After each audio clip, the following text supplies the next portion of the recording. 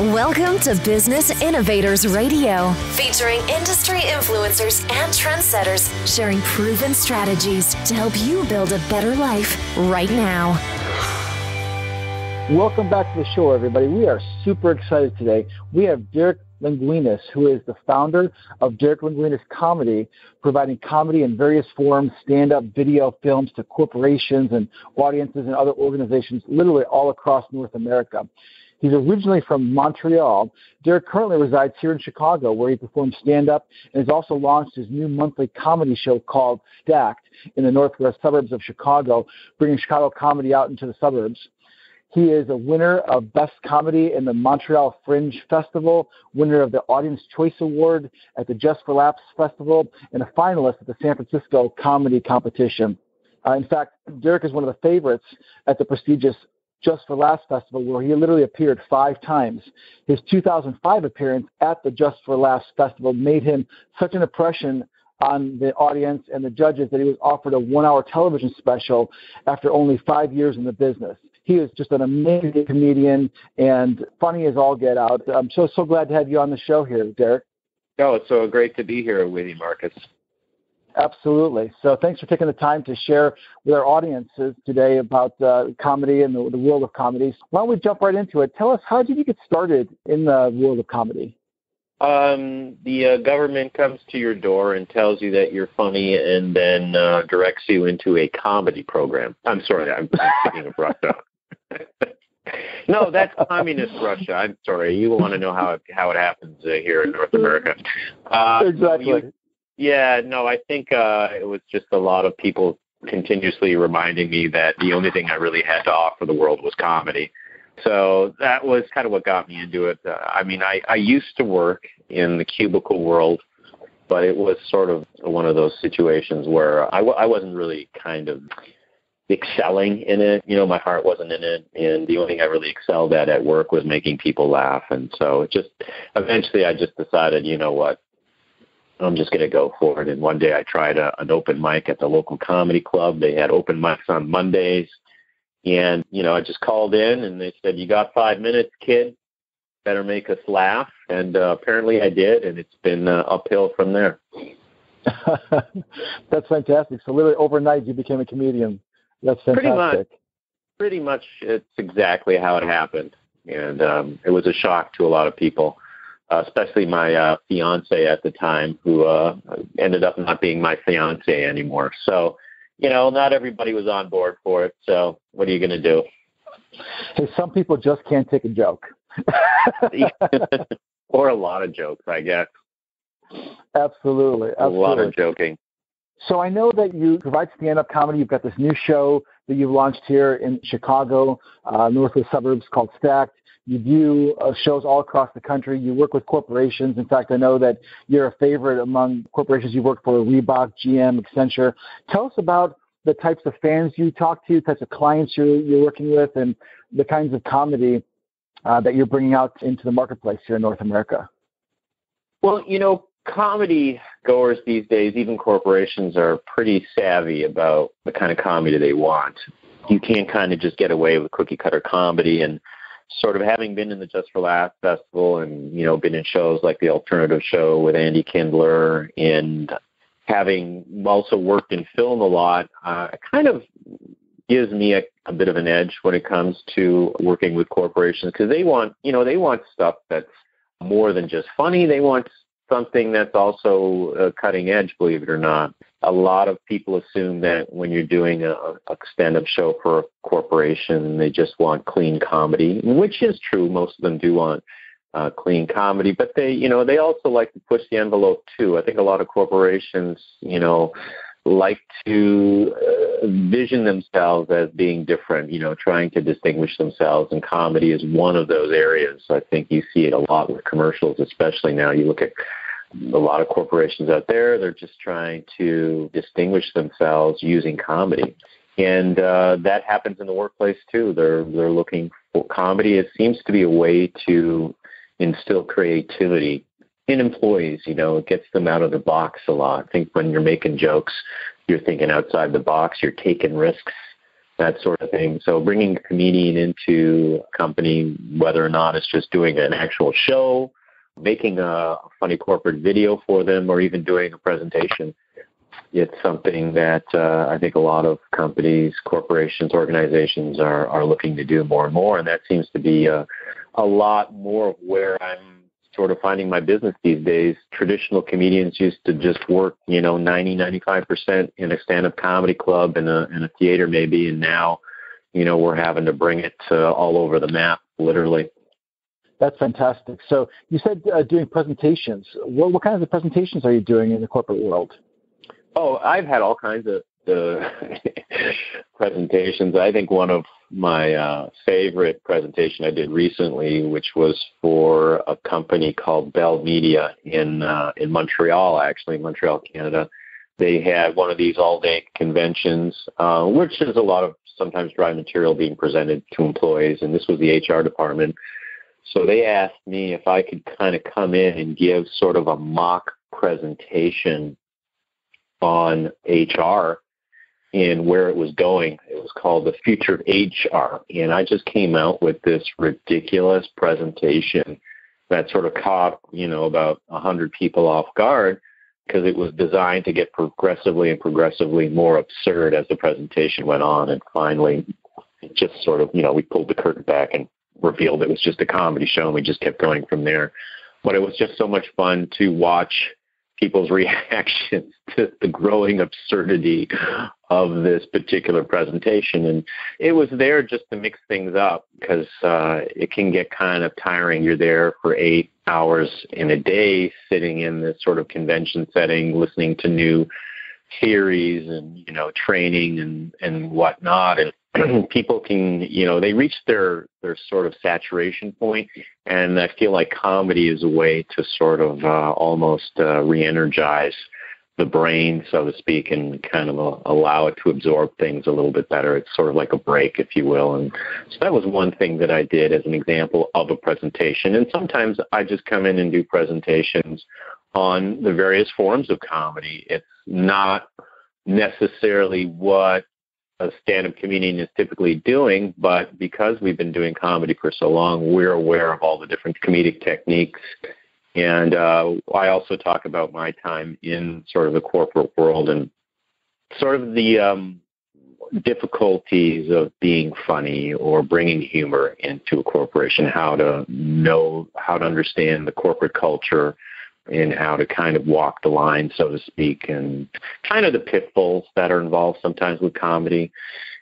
So that's another example of a small presentation I once did. But the bulk of what I do when I come into a company is either I'm creating a video for them, which is usually funny. They're looking for something, either a training video or a video to show at a Christmas party, maybe even at a convention or something that allows people to laugh, or I'm just coming in strictly to do a comedy show.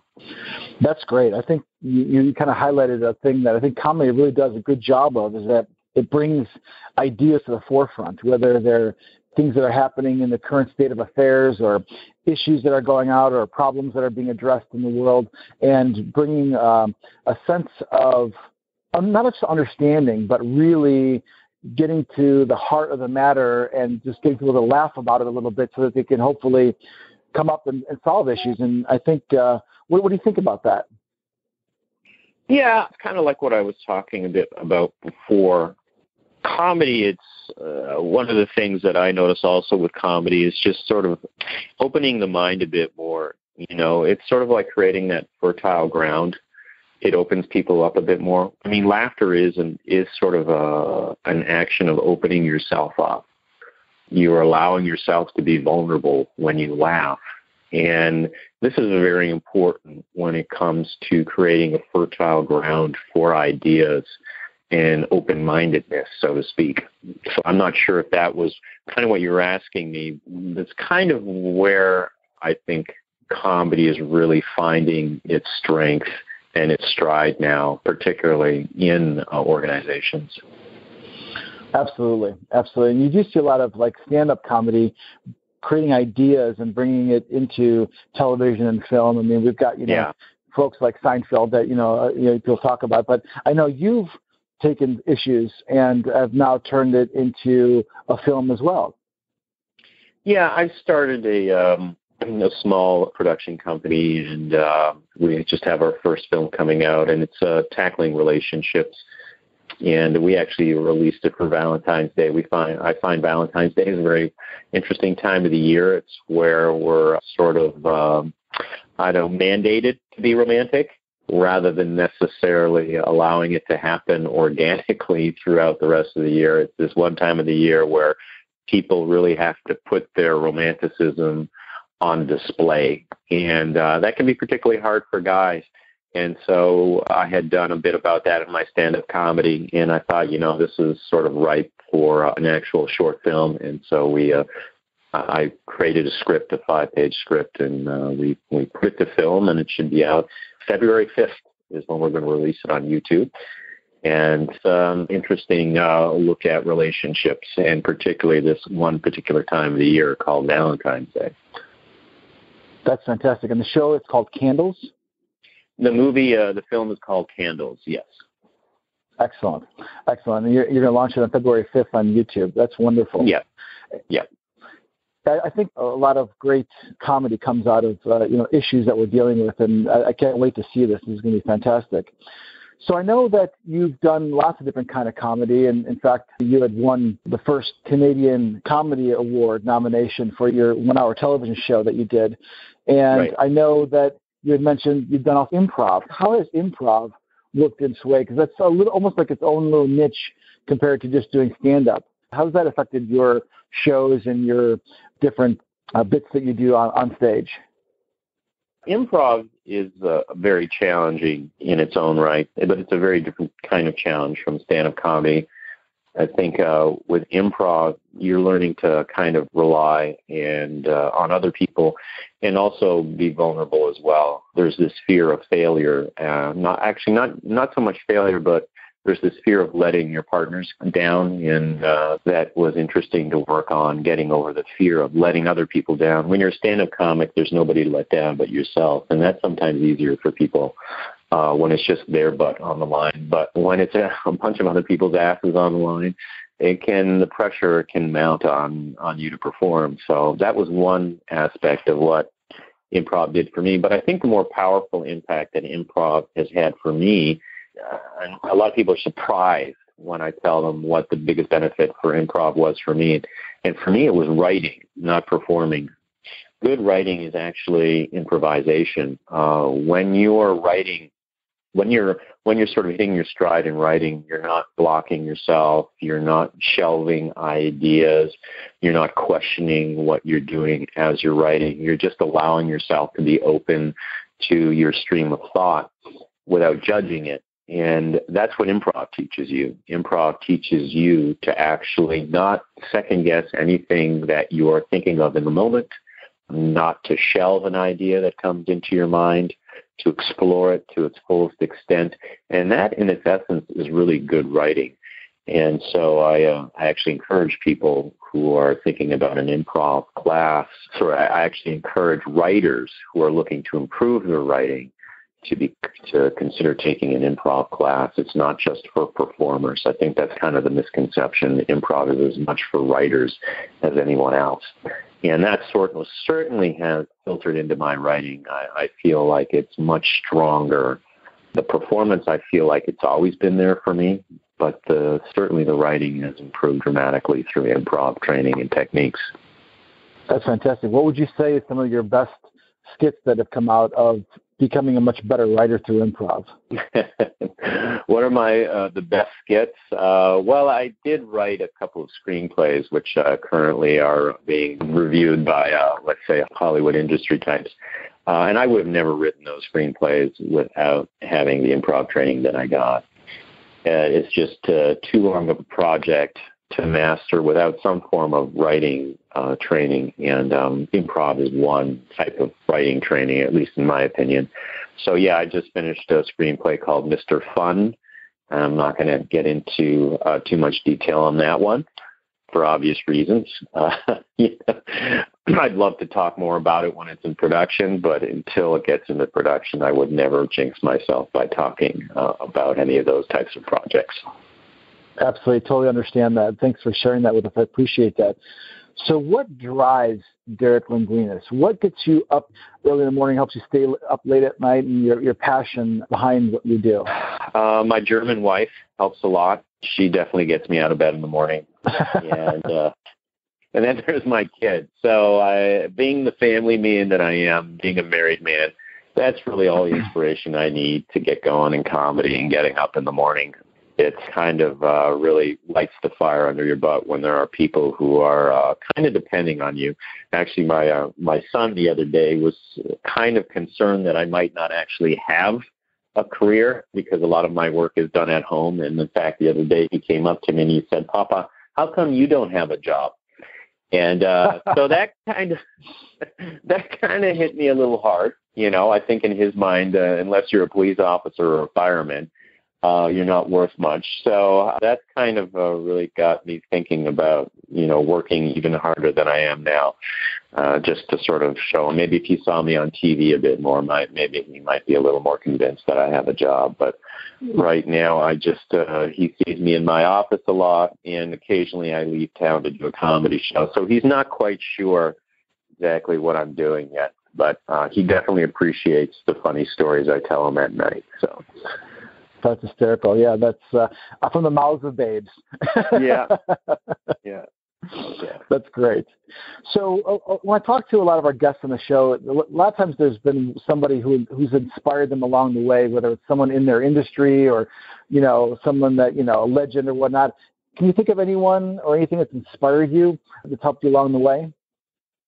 I can't think of anyone specific, but there are definitely memorable moments in my life that kind of acted as switches for me. And I remember once when I was driving, I guess I was on the way to work, and I can't say I was having, the best time at work. I wasn't necessarily happy in my career, and I was listening to a comedy station. And this was, believe it or not, this was almost probably about 20 years ago, because I started comedy close to 20 years ago. So this was just before I started in comedy, and I can remember driving in the car. I was listening to a comedy station, and Bob Newhart came on, who was really not a comedian I knew much of. I knew him through his shows, The Newhart Show, where he owned that sort of hotel there with those three guys there. There's my brother Daryl, there's my other brother Daryl, and that's the only thing I really knew about Bob Newhart. And then suddenly he came on, and they were doing an old comedy sketch of his that he'd done on stage, and I tell you, I was laughing so hard I had to pull the car over to the side of the road, and I was just crying. And I thought to myself, gosh, to be able to do this to people, and maybe not when they're driving, but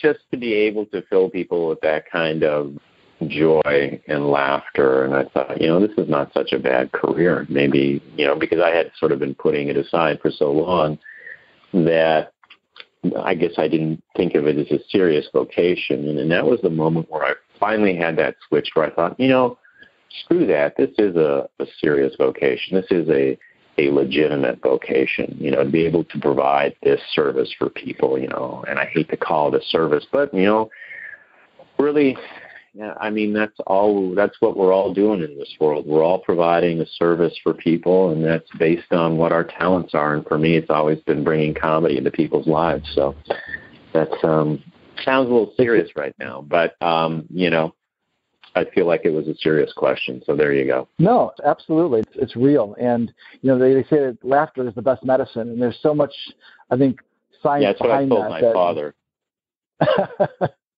Exactly. I told him I was going to become a comedian. But, yeah, I hear you.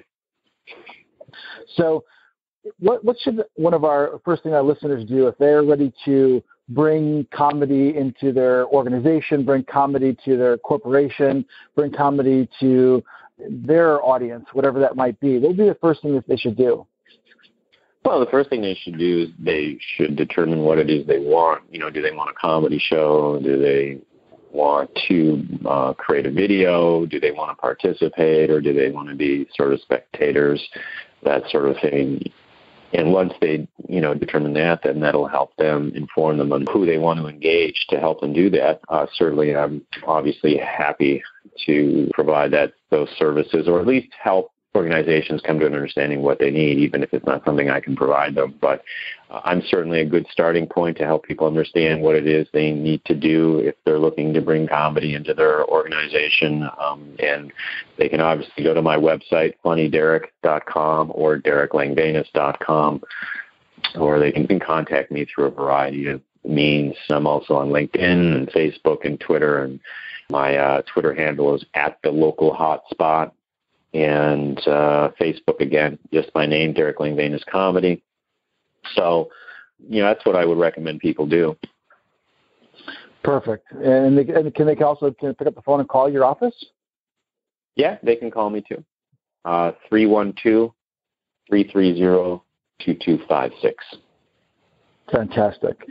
Well, there you have it, folks. February 5th, Candles is premiering a film about Valentine's Day and relationships, put together by Derick Lengwenus, airing on YouTube. You can find him if you go to YouTube and just look up his channel, Derick Lengwenus, and that is spelled DerickLengwenus. And I think you're going to be pleasantly surprised and have a good laugh and probably learn some things as well. So, Derick, thank you so much for taking the time today. We really appreciate it. You shared a lot of golden nuggets out there for our listeners, so I really do appreciate you being on our show today. My pleasure. Excellent. We'll talk real soon. Well, there you have it for this edition of the show. We'll see you next time on The Inside Track. Thanks for listening to Business Innovators Radio. To hear all episodes featuring leading industry influencers and trendsetters, visit us online at businessinnovatorsradio.com today.